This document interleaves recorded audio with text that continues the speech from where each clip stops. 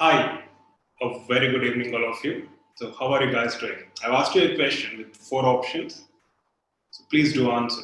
How are you guys doing? Good, very good, awesome. Or you can even include and improvise this question by adding option E or even F till Z for that matter. So, how are you guys doing? Okay, I'm glad some of you have chosen option E, but what does that option E stand for? Even more awesome? Okay, so a very good evening once again, each and every one of you. So please confirm the audio and video streaming. We'll go ahead with today's quick revision class from Pharmacology. I've chosen some select topics for discussion, including a case-based question. So before that, I just wanted to highlight on one particular comment. Yes, thank you. So Neha has answered by saying that I've already answered this question, the question which I posed, like how you're feeling with four options. Neha says she has answered it twice. So will I be getting 8 marks? Because I said if you answer it once, you'll be getting 4 marks. So Neha is asking me if she gets 8 marks because she has answered it twice. Let me clarify, Neha, you'll not get 8 marks. Remember, I'll give you a context to every one of you. We have two aspirants, one very positive and optimistic, the other worried, negative, panicked, and so on and so forth. So these two aspirants have answered this question, how are you feeling, with four options. And let's assume they have answered this question twice. So that aspirant who is negative and pessimistic or worried or anxious, since he or she has answered twice, so 4 marks and 4 marks, there will be nullification. In other terms, 0 marks if they answer this question twice. But those who are positive and optimistic, 4 plus 4, 8? No, that never happens. 4 squared, 16 happens. Seems complex? I think I've simplified it. So my point is, if you're positive and optimistic, you'll be allowing yourself to be performing at optimal capacity, which means you will give your best. And once you're giving your best, right? So there's no looking back and being worried or feeling that guilt. That's what ultimately matters. Are you giving your best? You can give your best if you're positive and optimistic, and if you're confident in whatever preparation or efforts you have invested in during this entire preparation phase. So, Neha, the answer to your question is you'll not get 8 if you answer it twice. You'll get 4 squared, 16. Okay? Right. So it was just for fun, but I mean it, because if you observe, elders used to say, like, just think for yourself that everything good is going to happen. They used to advise us, even at our homes, our parents or grandparents generally advise us to say or to think about positive things. They say just chant that everything is going to be fine. Just chant it within yourself, within your own mind. And the very same has been represented in many movies, especially Three Idiots, where Phunshik Wangadu says, all is well, all is well.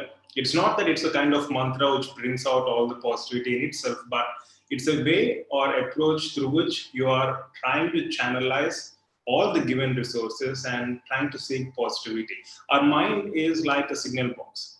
Let me tell you very frankly, our mind is like a signal box. So you'll be there are several other factors elsewhere which will be emitting different range of signals, different wavelengths in terms of positivity or negativity. So that's what we call it as universe. So if you're tuned in such a way that, which means if you're positive and optimistic, you'll only cling on, or you'll be receiving or perceiving only positive stimuli, no matter what the source is. So if you're positive and optimistic, you'll be attracting positivity, which is available in the universe, for that matter. That's the reason why, no matter how you're feeling, just keep telling yourself all is well. That just works like a mantra. Take my word, right? So let's dive into today's topic. I hope you guys are all ready. Let's proceed.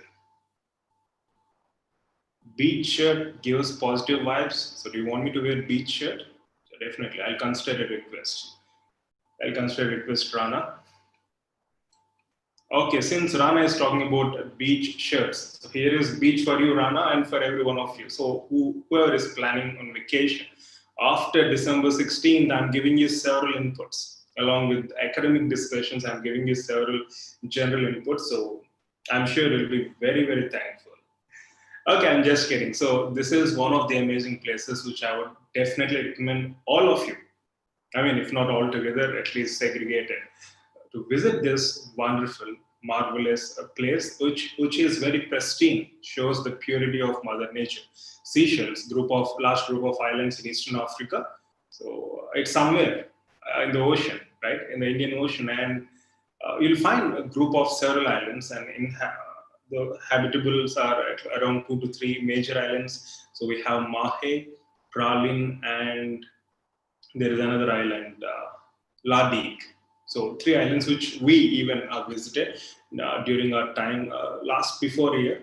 I reckon 2018 or 2019. I don't exactly remember, but what I remember is I've taken some wonderful experiences. I've seen some rare species, largest seed anywhere that's available in the world, and it's a unique place. Beaches. I mean, usually we when we take a picture, we search for filters. Take my word, mark my word. You need not use any filter to get these images. The colors are very bright, different range of colors in sea, pristine beaches, white sand, greenery all over. So these are very small islands, and it's an amazing place. It's an amazing place which will give you, or which will signal you all kinds of positivity from Mother Nature. Take my word. So Seychelles, they say. So it's an amazing place. So I hope you will definitely consider traveling to this place. And if you remember, I said I placed secret notes. I mean, it's right there on my board. If you remember, I said I placed some secret notes in one of the beaches. You will find the notes over there with all the answers for the upcoming entrance, or any entrance for that matter. Take my word. Okay. Yeah, Parul has been there. Okay, Parul. I'm sure you can correlate to what I've been trying to explain, and I'm sure you can feel the same. Okay, Vital is asking for questions. Yes, Vital, which kind of questions do you want? Right. So first and foremost, case-based question. Yesterday's case-based question. So what do you think is a more appropriate answer? A patient develops a type 1 hypersensitivity allergic reaction to latex. When treating him, Vital, you want only key and explanation? You can do one thing. You can attend this session directly after the stream ends and then go through only the key and explanatory part, right? Okay. So which of the following options is more appropriate? Patient develops this type 1 hypersensitivity reaction. You want easy questions? That's up to you. Like, it depends on how you perceive it, right? So when treating him or her, you can wear hypoallergic latex gloves, not wear gloves, wear vinyl gloves. Don't treat the patient. So it seems convenient, but unethical, right? So which one do you think is more appropriate answer?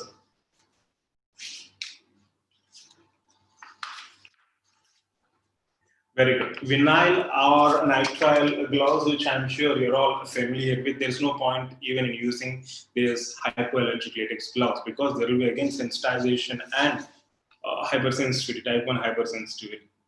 Good. So let's review some information. Option C is right answer. Well done.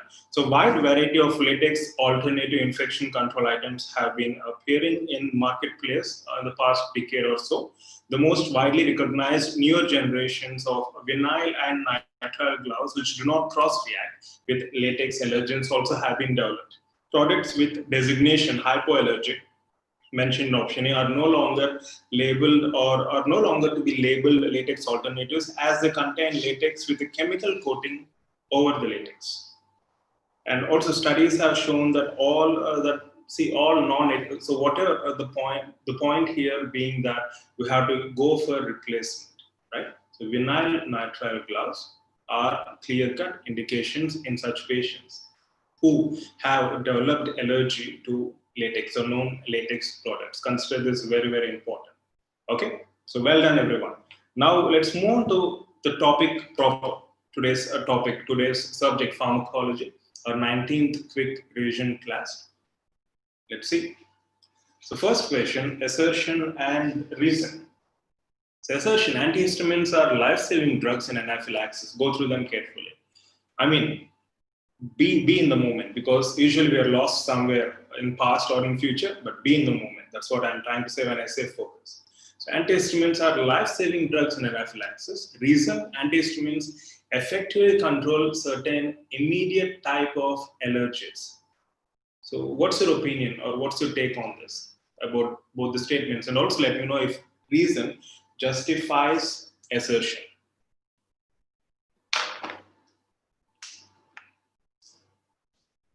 Okay, so let's review some information in the meantime. So allergic disorders, we come across them, we encounter them. In fact, I had this personal experience, and I'm sure most of you might have had these experiences with allergies. During my second year BDS, I had cauliflower pickle one night, and the next day when I was in college, I started developing all reddish patches all over my body. So generalized urticaria was a diagnosis established way back then. And then luckily, one of my professors, endodontics professors, Dr. Sharath, has immediately given me antihistamine, which is there on the table in the department. He has given that, and he asked us to visit one of the dermatologists in nearby a place. And my friends, Satvik and some other guys, really helped me to take there. I was all fine, but it was all itchy and all kind of red patches throughout the body. And the moment we visited dermatologist, first thing she said, ma'am said, was, "Don't worry, I'll give you a magic bullet." And she infused IV corticosteroid, and it's just like magic. Everything vanished just like that. That was one of the best experiences I had in my life. And that night, I had a very good sleep. So self-experiences will have profound impact in the way in which we deal with subject as a consequence. So what do you think is a more appropriate answer? Let's review some information. So allergic disorders, antihistamines do not suppress antigen antibody reaction. This is very, very important. They only provide symptomatic relief. Consider this very, very important. So antihistamines do not suppress antigen antibody reactions, but block the effects of released histamine and are only palliative symptomatic relief. They effectively control certain immediate type of allergies such as itching, urticaria, seasonal hay fever, allergic conjunctivitis, angioedema of lips, eyelids, etc. However, their action is slow compared to steroids or adrenaline. Adrenaline alone is life-saving in laryngeal angioedema. Similarly, they cannot be relied upon in anaphylactic shock and have a secondary place to adrenaline. We're talking about antihistamines. So, in case of anaphylactic shock, the life-saving drug is adrenaline. It's not antihistamine. So, assertion is false. The reason is true. Option C, as most of you have chosen, is the right answer. And also, how much adrenaline has to be pumped into the body? So this is one of the most commonly asked questions in different formats of entrances. Let's review some information. In case of anaphylactic shock, angioedema, it can be anything, angioedema of larynx. The Resuscitation Council of UK has recommended the following measures. Put the patient in reclining position, administer oxygen at high flow rate, and perform CPR if required. Inject adrenaline 0.5 milligrams, that is 0.5 ml of 1:1000, 1 in 1000 solution, intramuscular. Repeat every 5 to 10 minutes in case patient doesn't improve or improvement is temporary. This is the only life-saving measure, and adrenaline should not be injected IV. Can itself be very fatal unless shock is immediately life-threatening. And if adrenaline is to be injected intravenous, it should be diluted to 1:10,000 or 1:1 lakh and infused slowly with constant monitoring. So IM route is preferable. And administer an H1 antihistaminic, chlorpheniramine 10 to 20 milligrams, IM or slow IV. It may have adjuvant value, but not life-saving. And intravenous glucocorticoid, which I received, 100 to 200 milligrams, should be added in severe or recurrent cases. It acts slowly, but is especially valuable for prolonged reactions and in asthmatic. And adrenaline followed by short course of glucocorticoids is indicated for bronchospasm attending drug hypersensitivity. And glucocorticoids are the only drugs effective in type 2, 3, and type 4 reactions. Right? Some additional information regarding the measures, specific measures laid out by Resuscitation Council of UK. So as most of you have chosen, very good. The dosage is very important. Don't get confused. Option C is right answer. Now let's move to the next question. Severe type of migraine needs. So several questions from these topics again previously as well. Combination of NSAIDs, opioids, sumatriptan, surgical management. So which one do you think is more appropriate answer? So we have a line of management depending upon the intensity or degree of migraine. So try answering this question. In the meantime, let's review some information. So you can find a degree of severity of migraine left column mild, moderate, and severe, and corresponding drug therapy. So in case of mild migraine, which I've seen some of my friends experiencing, the simple analgesics or NSAIDs or the combinations with or without antiemetic depending upon the symptoms. Moderate NSAIDs combinations, yes, or ergot alkaloids or sumatriptan with an antiemetic. Severe ergot alkaloids or sumatriptan with antiemetic. At least be familiar with these drug names and also the corresponding drugs, like in mild, which drugs would we go for, moderate or severe? So this question is based on the severe case of migraine. So which one would you prefer? So as you rightly mentioned, sumatriptan is right answer. In fact, there was a question in similar lines in previous entrance as well. The anti-migraine activity of sumatriptan has been ascribed to 5-HT1B or /1B receptor mediated constriction of dilated cranial extracerebral blood vessels. So it's an agonist, 5-HT agonist. And the most important and the interesting part is this sumatriptan doesn't react with other receptors such as 5-HT2, 5-HT3, 5-HT4 to 5-HT7. So it's 5-HT receptor agonist, in specific 5-HT1B/1B. Like ergotamine, the triptans have been found to suppress neurogenic inflammation of cranial vessels. So in severe cases of severe type of migraine, sumatriptan is indicated. Option C is right answer. Very good. Now, consider this table very important. Just have a glance and spend around 5 to 10 minutes reviewing these drugs. That's it. Now, let's move on to the next question. A drug that induces and or maintains sleep similar to normal arousal sleep. Is it sedative, hypnotic, anesthetic, anxiolytic? So in the meantime, let's look into the terms for a better understanding and for sake of clarity. So first of all, anxiolytic, as the name itself indicates, lysis of anxiety. You can remember it that way. So elimination of anxiety or phobic states. You might have seen some of the elders using anxiolytics. Anxiolytic lysis of anxiety phobic states. Anesthesia, as you're all aware of temporary or local or general anesthesia, temporary loss of awareness or loss of sensation. Hypnotic. I think this is something which we need to deal with so that you perform well in the exam. I should do some hypnosis. Okay, so hypnosis, a drug that induces and or maintains sleep similar to normal arousal sleep.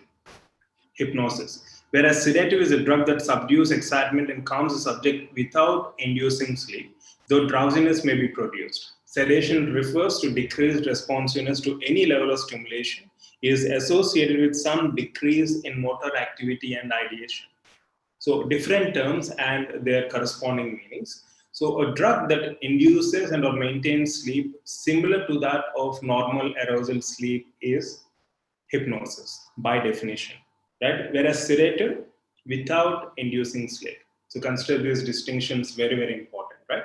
Anesthetic, a loss of sensation or awareness, and anxiolytic, anxiolysis, lysis of anxiety or phobic states. Okay, so option B is a right answer.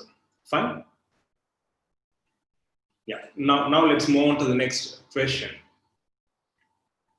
Pick the primary bacteriostatic antibiotics. Among the given options, which one do you think is primarily a bacteriostatic? Obviously, other drugs are bactericidal primarily. So can you find out the odd one among the given options? So these are some of the standard or stock questions which I'm sure you'll be answering accurately without any doubt. So you can see a list of various bacteriostatic and bactericidal drugs. And there are some drugs which at low concentration can have either cidal or static, and at a higher concentration can act otherwise. So make sure you're familiar with these names, even though if you can't memorize all of them at once, at least make sure that you're familiar with the drug names. Consider this very, very important. So once you're familiar, you can definitely rule the odd one out or identify the odd one out. So pick the primary bacteriostatic antibiotic. So based on the list which is given, so option C, chloramphenicol is a right answer. Good. Well done. And now let's move on to the next topic or the next question. Combination of sulfonamides. In fact, we have seen this in the list previously. So combination of sulfonamides with trimethoprim decreases unwanted effects of sulfonamides, increases the antimicrobial activity, decreases the antimicrobial activity, increases the elimination of sulfonamides. So which one do you think is more appropriate answer? Cotrimoxazole? Yes. So cotrimoxazole, is it bacteriostatic or bactericidal?